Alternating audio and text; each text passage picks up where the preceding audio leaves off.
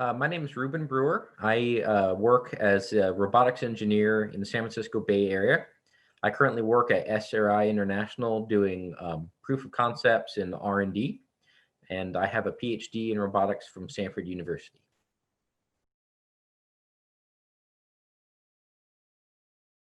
So I created the go-between robotics project, which is a robot for conducting police traffic stops more safely. So the idea is that instead of a human police officer going up to the window of a car that they've pulled over, instead a robot goes up to the window. It's stored on the side of the police vehicle and then rolls out like a long stick to the window side. So basically FaceTime at the end of a robotically controlled stick.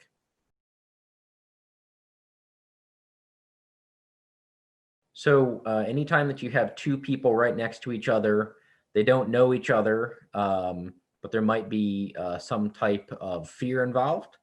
Somebody could get hurt. Having a robot go gives you that distance and gives you extra time where people can remain calm and not feel like they need to hurt each other.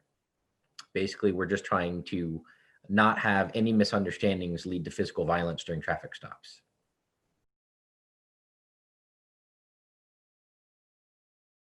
So for creating this project, there were several skill sets that I needed. The first was the willingness to try something crazy that other people didn't necessarily understand. So I kept telling my wife that I had this idea and I describe it and she had no idea what I was talking about. So I took a risk, which is just to build it. And my neighbors all thought I was crazy until I was done. Maybe they still do, I don't know. There wasn't too much advanced building. There was some 3D printing for mechanical parts, but a lot of it was 80-20 aluminum extrusions that I could cut on a saw and bolt together. I intentionally chose parts that had easy bolt patterns, so everything just kind of fit together nicely. On the coding side, I used Python, which is pretty capable for robotics, but it's also pretty easy to learn. So back in the day, you might do C or C++. Python is kind of a happy medium, particularly for people getting started and building proof of concept prototypes. And then for my electronics, I did a variety of things to get the job done, including Phidgets.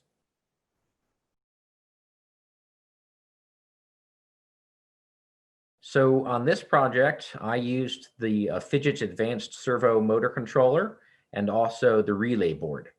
On the police robot, when it came out next to the person's car that had been stopped and deployed the arm, there was a second spike arm that went underneath the person's vehicle. So if they tried to drive off suddenly to evade the traffic stop, it would just puncture their tires.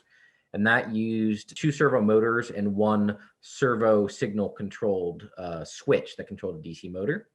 The relay controller was used for 2 different things. I had a spotlight that you could shine on the person's vehicle in front of you.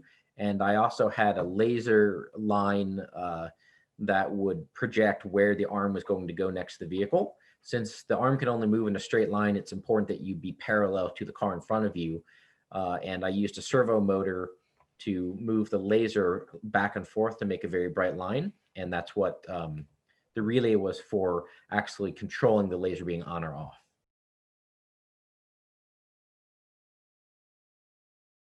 Phidgets gave me all the performance I needed, but I was able to write the code really quickly so that I didn't have to worry about how to make the motors move. They just moved.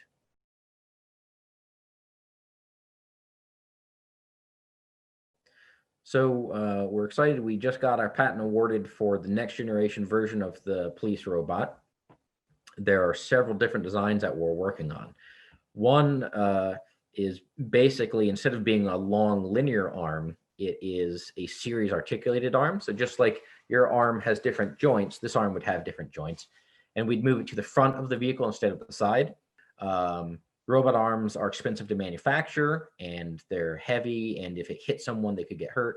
So we're also looking at the opposite end of the problem, which is something that's super cheap to manufacture, soft, so it's not going to hurt anyone if they get hit with it. So it's kind of like a binary search. We're looking at the min and looking at the max and knowing that the solution is somewhere in between.